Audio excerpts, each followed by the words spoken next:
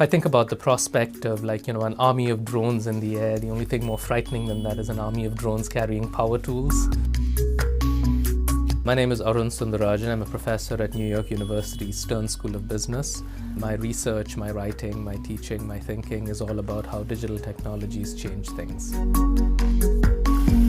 Concentration of capital ownership in the hands of a few is really the driving force behind why we've seen such a rapid growth in inequality.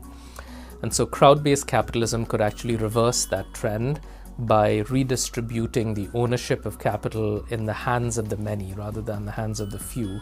I think that the task at hand really isn't so much to try and return us to the model of full-time employment, because that's on its way out as a population scale way of people making a living, but is to think about how do we refashion the social contract to be optimized for a world where people have multiple gigs, people are running their own small businesses, people are supplementing mainstream income with side income. It's easy to imagine that the sharing economy is something that's vibrant in sort of the hippie San Francisco culture, but doesn't really have much commercial potential elsewhere. I mean, nothing could be further from the truth.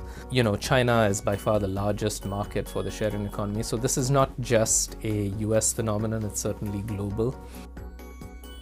I'm very optimistic about the effects that crowd-based capitalism will have on what we think of as capitalism. But it means that an increasing fraction of what used to be organized as full-time employment is now going to become crowd-based or platform-based. The explosion of platform-based work is going to drive economic growth and become the norm rather than the exception in the years to come.